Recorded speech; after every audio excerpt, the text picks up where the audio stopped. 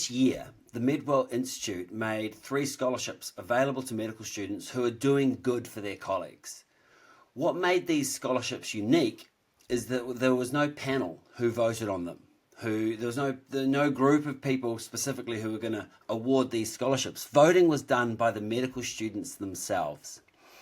I am a real believer that our profession and the challenges that we're facing as a profession are going to be solved by us as a collective, by us for us, which is why I wanted these scholarships to be awarded in the same way, by us for us. It was incredible. We had 179 nominees for these scholarships, and I read all of them. I was blown away by the amazing work these medical students are doing for each other, to support each other, to help each other, to encourage each other, to make medical school, to make our profession better for the next generation. 1,115 students voted for the recipients. So they really got involved. They really got on board with supporting and encouraging and acknowledging their peers. And to me, I look at this and go, if this is the future of healthcare, if this is the future of our profession, then we are in really good hands. Greeshma Kasuganti is the Auckland Medical School recipient of the Medwell Institute Medical Student Scholarship for the work that she's doing supporting her colleagues. So welcome, Greeshma. It's amazing to have you here. Kia ora, thanks for having me. And look, and congratulations. Amazing being acknowledged by your peers, for the work that you've been doing, hey? Yeah, it's amazing. I really want to extend the fact that all my colleagues that also got nominated was so amazing. I'm so grateful for all the kind people that voted for me and also the people that nominated me. I think that also shows how supportive of a community that we do have at Auckland Medical School. And I think it's just an acknowledgement to everyone that's allowed that to happen. But I'm really, really grateful. I think and medical school is such a close-knit community, isn't it? And it is so collegial, and we do, and what I see now in terms of what you're doing to support each other is, a long way on from where I was, when we were 20 years ago. But, I look at this and go, if we can bring this feeling and this support and this collegiality into the practice of medicine, into the hospitals, into the clinics, then surely that's got to be a good thing, hey? Absolutely. I think that's definitely the goal. And we're definitely starting in a good direction, especially with the preclinical cohort at Auckland. Absolutely. I 100% agree. For years, I've been talking about the importance of harnessing the collective intelligence of our profession to drive meaningful change. And what I was struck by with you, Greeshma, is how you're applying this to improve things for your medical school colleagues. So we're going to have a great conversation today. We're going to talk about what it's like being the first in family to study at medical school. And some things that you can do to potentially help yourself when you're in that position. And we're going to talk about how Greeshma is improving the lives of her colleagues through the community itself. And this is a conversation that I'm really excited to have. So Greeshma, let's start. What is it like being the first person in your family to study at medical school? To start, my parents came to New Zealand just a little bit before I was born, so I definitely have that second generation immigrant experience, as I feel a lot of people can relate to. And I think it's quite difficult because you realize in high school that you want to do this career, but you don't really have any direction as to how it works. And when you come into first year, I think everyone will know that environment can be really stressful and a lot of different things are being thrown at you. You don't really know what's true and what's not. So I think it can be quite stressful when you don't have someone directing you or letting you know that it's going to be okay because you've never had anyone else that really be through the same process. And I think it requires a lot of strength to have a personal sort of resilience. And I found that in terms of finding really good friends in my first year halls community. And I think if I didn't have a good support system around me, that first year would have been a lot more difficult. And for me, I think it's really important being first in family that I'm always asking for advice. And that's something that I've always done as a person to kind of learn from the people that have come ahead of me. And I think that's something that I would really recommend to people that haven't had the experience is to reach out as much as possible, because it is a privilege to have someone that's been ahead of you, being a parent or an older sibling that can offer you that advice.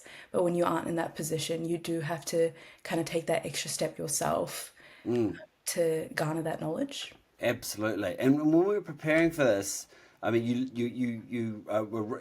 come from Auckland. You're studying in Auckland, but you went to a hall for the first year. Yes. And this rather than being something that was made it a challenge because you're not at home with the support at home, you found it really helpful, didn't you? Yeah, I did. And I was really grateful to be at Waipururu Hall.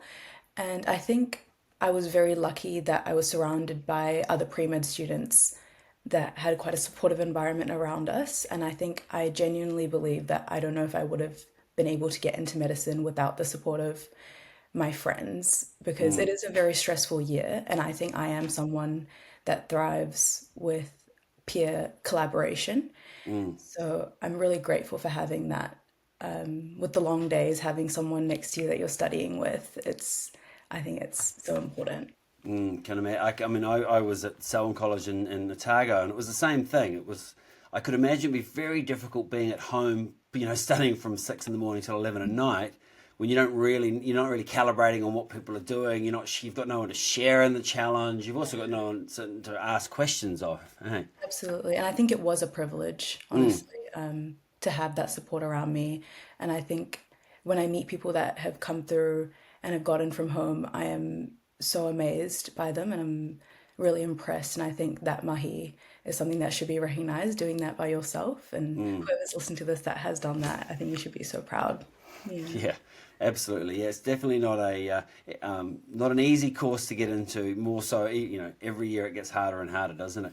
Any other advice you'd give to someone who is first in family, who's either thinking about getting to medical school or any or even navigating through medical school?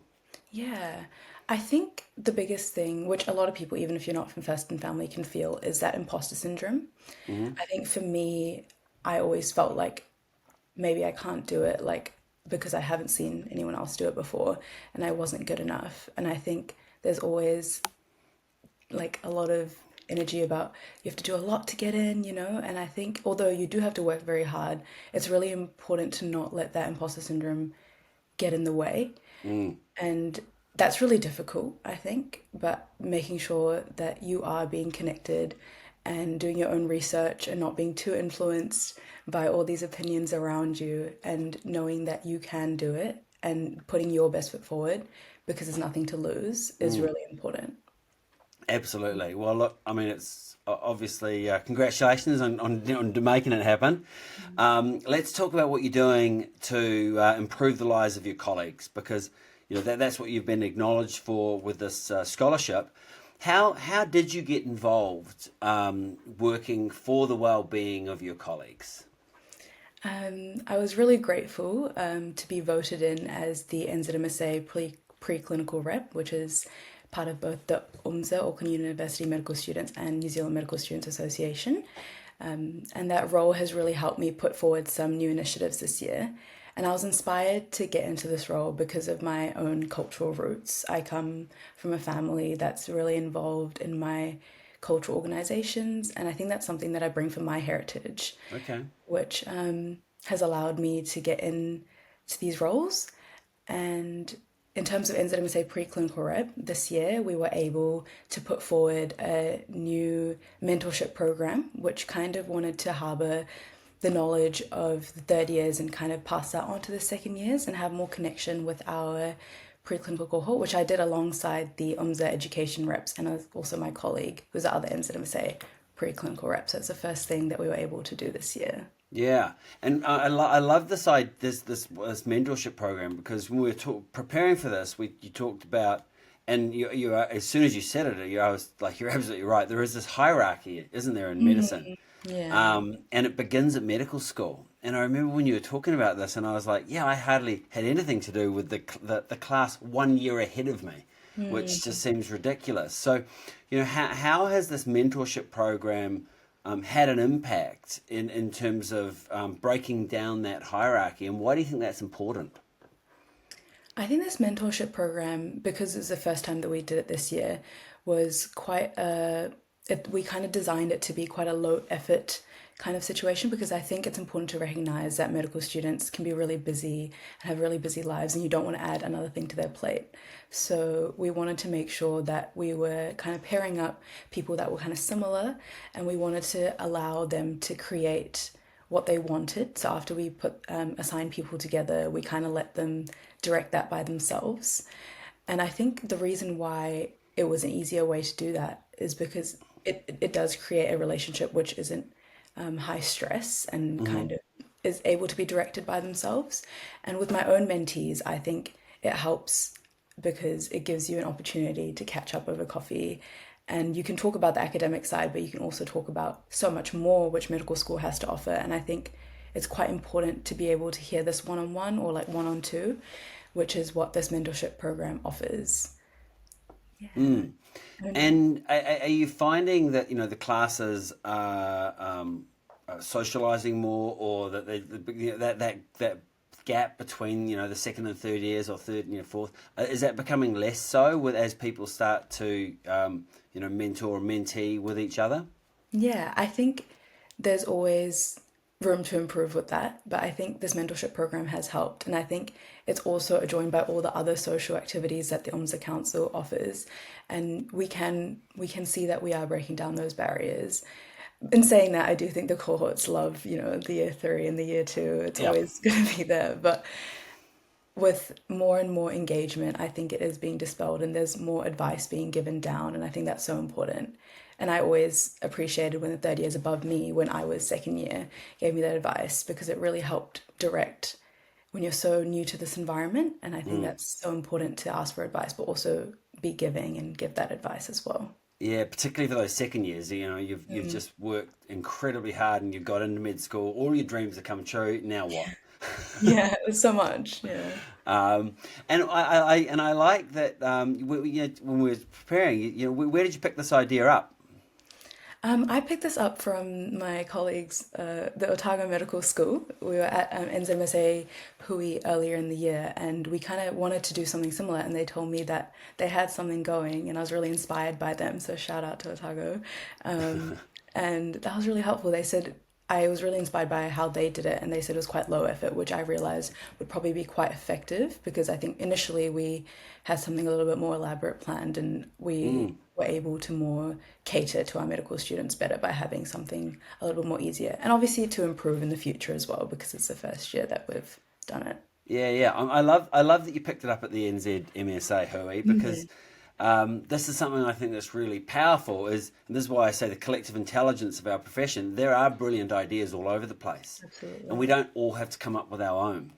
And in fact, so often we are better to take the good in other places and then apply it to our own area, maybe improve on it. You can feed back to the Otago people, and then this collective as a group as we move forward and we get better. And I think that's absolutely how cultural change happens as well, by not only improving what you can, but taking on the foundational work that people have done before you. Yeah. And I think that speaks to what medical school and also collective change really is. Yeah. The more work I do, and I've been doing work in this well-being space with doctors now for over a decade, the more work I do, the more inspired I am by great ideas and great pockets of ideas and people doing great things, whether it's in a department or in a hospital or in a medical school, in a year of a medical school. And the more I think that we can share these, the more our radar to be open to. Oh, that idea probably would work where I am, and I think Yeah. that's so the more we talk about it, the more we share. So I wanted to share what you're doing here, because I'm sure someone will hear this and go, well, actually, we could do this at the hospital. First year Absolutely. house officers, they should all be paired up with a second year, Yeah. in this low pressure, because and you could argue and go, well, they are, because you're in teams and things, but the idea is it's this low pressure environment where you specifically go and have a coffee once a month, once every couple of weeks, Absolutely. and there's nothing else on the plate. You're not managing your team. You're not like falling into Mrs. So and so in bed six. This is just purely set aside for this mentor-mentee relationship. Absolutely. And I think it also takes it out of that consistent medical environment as well. I Yep. think it's important. So when you have this specific relationship, it allows for you to bond over your hobbies, which I think is something that's really important because medical school can be all encompassing, so overwhelming, and it can be a lot of your identity. And I think for Yep. me, it's really important to relate to people outside of that as well. And medical students are so complex. They've got so much going on, overachievers, and there's always something to relate over, some Hmm. interests that you have in common. And I think holding on to those common interests and talking about them can really help harbor that balance and that work-life balance and the importance of it as well. Absolutely. We weren't going to talk about this, but you've brought it up, so I think it's great. What I've been seeing, I've been seeing studying burnout in doctors, it's been getting worse over the past 10 years. What I've been quite shocked to find out in lately is how much it's increasing in medical students too. Mm, To the point where there are some studies where it's 1 in 2 medical students. I talked to someone in Otago. They're like, there's times in the year that it's everyone. It's mm. challenging. What have you done, or what do you do to help protect yourself from that, or have you sort of been through burnout in medical school? Yeah, I think it's periodic and it's quite difficult.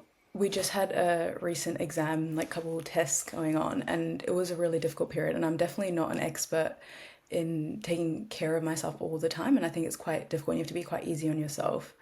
But what helps me a lot is staying connected to my cultural community. I have like Mm, an event and going for even an hour and seeing my friends outside of the medical school yep. is really important to me, I think, because it's really grounding and knowing Hmm. that there's this bigger world. Because I think people would know like Grafton campus and you come on and everything just seems like this is what life is. Yep. But I think coming out of that and thinking, hey, there is bigger things and I have other interests. And even though it's quite difficult, having like at least an hour dedicated to that also really helps. And Mm, I think moving your body and exercising is so important, and that really helps me as well, even if it's just a walk. mm, Yeah, mm.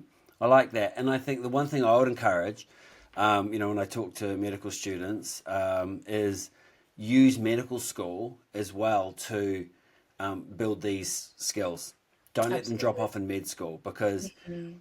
funnily enough, it doesn't get easier once you're a first year doctor, and then it doesn't get easier when you're getting on training program. It doesn't get easier for a long time, Mm, and that's okay. That is what it is, but it does mean that if you can't build these in medical school, it's just going to be harder as your doctor.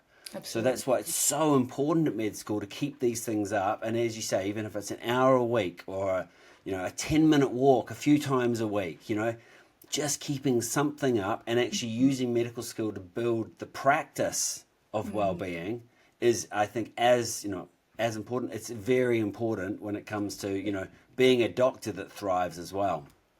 absolutely. And I think I really like to use the approach of community because I think Hmm. it helps. And within the medical school community as well, my friends and either catching them up for a coffee or studying together as well, I think that really, really helps.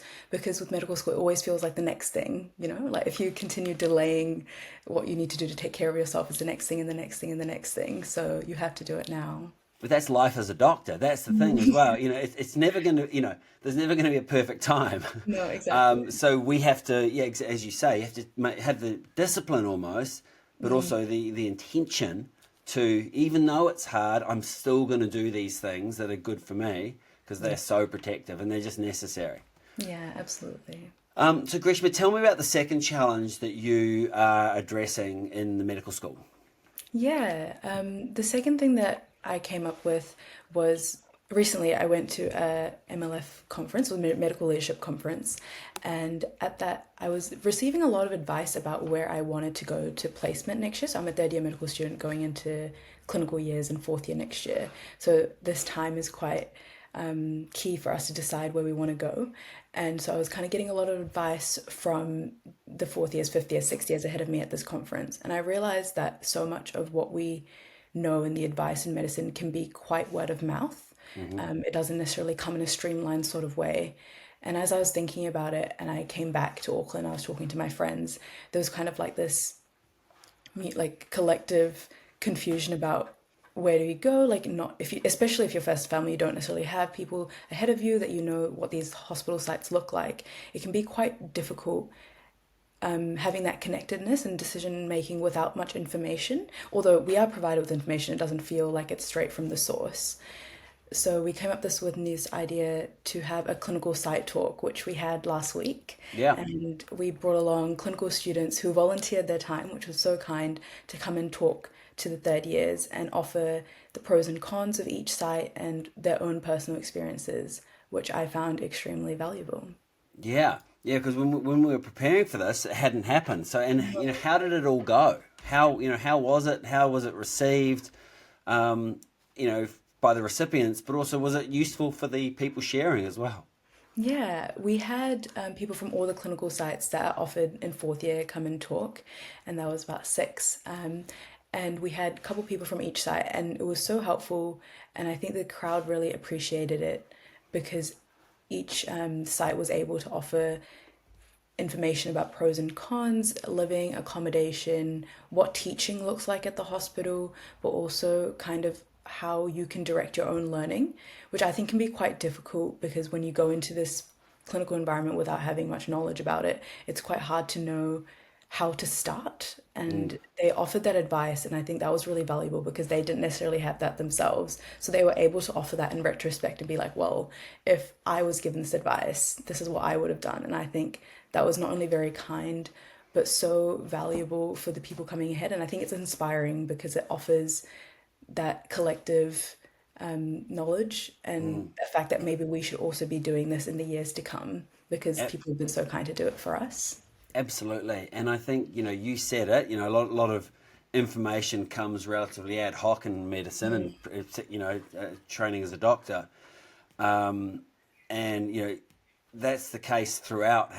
Being a doctor, you pick specialties based on, well, I like that consultant that I worked with, or it's really it's strange how ad hoc it is, and so I think to me a great lesson from this is both the harnessing the collective intelligence, so drawing on people who have already done it, and also bringing it into a forum so that you can get all most of the information at one time, so you can make an informed choice. Exactly. And we're all about informed consent, Yeah. and we should be applying that in a lot of areas. And I think to me this is the great idea here, and anyone listening who's inspired by it, it's like, how many areas are we in our medical training once we're working in the hospital? How many are we still just relying on this ad hoc information that you might get from a conversation here or a conversation there, and how much more valuable could it be if we could help the next generation start where we are, as opposed to figure it all out again, start from the bottom and just work it out. So if every generation can do that, then we just get better and better and better. Exactly. And I think it's a matter of equity as well. And although this knowledge, it goes through lines where people that are maybe vulnerable don't necessarily receive that information. And I think it's really important that this program could be improved. And like in the next year, maybe we also offer it online. That's something that we can draw feedback on. And I think Right. it's important to consistently feedback so that we are giving this information in a very equitable sort of way as well. And I think that's always the goal going into the future and figuring out how we can always improve our forums, and offer more opportunity in that way. Yeah, that's a great point, isn't it? Being a great socializer is not a prerequisite for being a good doctor, Yeah. but it is a prerequisite if we don't think about how the information gets shared. Exactly. Brilliant, I like that. And so how did this come about? Because I think this is an interesting point too. How did you come up with this idea? So I came up with the idea because at the conference I realized I was getting all this information and it wasn't necessarily being like given to everyone else. So, and I was surrounded by all these clinical students and I was like, wow, like all of you are social and leaders, and this was a leadership conference. So I was like, you definitely will come and speak. And they offered their time, and it kind of Of just course I happened did. in a conversation in the evening in Queenstown. And I thought that would be a really great idea. I came back to Auckland and I talked about it with my colleague who really helped me put it together, Cameron.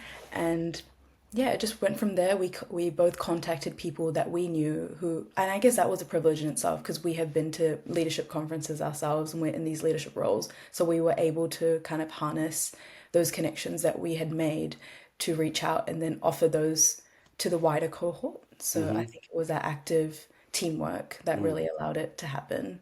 Brilliant.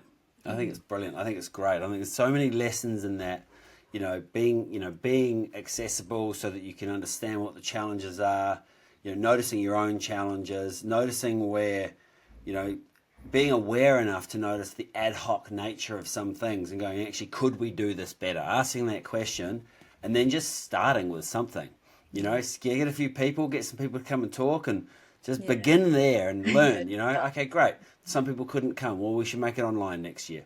And I just think, this is the beauty of this, and we can continue to improve. And this is the collective intelligence in action. And I think it's brilliant. Yeah. Look, I said at the beginning of this conversation, and, I'll say it again. I think, if you are a representation of the future of medicine, then we're in fantastic hands. We know there are challenges. We know burnout is a problem. We're not blind to that. But I think with people like you, Greeshma, with people, all these 179 people who are nominated, and the people who want to support them, I think nothing is insurmountable. And that to me is exciting. I think your generation coming through is going to be such a positive influence on healthcare. And my encouragement to you and to your colleagues is, keep looking after yourselves and, keep using medical school to prioritize your well-being, because one of the challenges of being a doctor is that once you start, and if you get too just sucked in and into the burnout sort of phases, one of the first things to go is caring. And, it's so great to see the caring within you and within your colleagues. And that would be my encouragement to keep looking after yourselves so that, that caring is, a foundational pillar of the medicine that we practice. Absolutely. And I think, I totally resonate with that, and I will take that on. Awesome. So, Greeshma, the floor is yours. What advice would you give to anyone, whether they're at medical school or, working in the hospital, but what advice would you give to anyone who wants to make a difference, for their colleagues, to make our profession better, to leave it better than we found it? Yeah. I think it's important to realize that cultural shift happens slowly and it happens with collective action. And no matter what small idea you have, the small changes that you make contribute to that. And those ideas should be brought forward and they're always valuable. And I think if you can bring it forward to someone that maybe can make that initiative happen, also you can make that initiative happen as well. I think in medical school, you can absolutely come up to these people that are representing councils, but you can also come up and make that initiative yourself as well, and understanding that you yourself can make change and that change is worthwhile. Because I think sometimes you think individual action isn't as important, and I think that is how actually change happens. Individual action is just as important as institutional change, although obviously institutional change would be ideal, but I think starting somewhere is really important, and not having that imposter syndrome as well. I think that's something that I every day try to dispel for myself, and knowing that you do deserve that place, and knowing in your diverse perspective is just as valuable as a person next to you, and learning always from the people around you is something that I always try to do and encourage people to do as well. I love that. I love that. The diverse perspectives is what's going to make us better, isn't it? Exactly. Because it's not just the loudest voice in the room that should be listened to. It's every voice. And, particularly if you're the quietest voice in the room and you have a perspective, it's probably even more important, because the other people may not have brought it forward as Absolutely. well. So I think that sort of diversity and inclusion is 100%, the foundation of what we're going to, how we're going to continue to heal and be better and be more inclusive and be, take what you as a group of medical students and bring that caring into healthcare. I think, it's exciting. Exactly. I'm really excited. Excellent. Well, you're going to have a huge impact, I have no doubt. So, Greeshma, thank you so much. Congratulations on the scholarship, on the work that you're doing, on being acknowledged by your peers. And thank you for your time today. It's been a hugely valuable conversation, and I'm sure anyone listening has taken a whole bunch of ideas about how they could harness that collective intelligence so that we as a profession can move forward.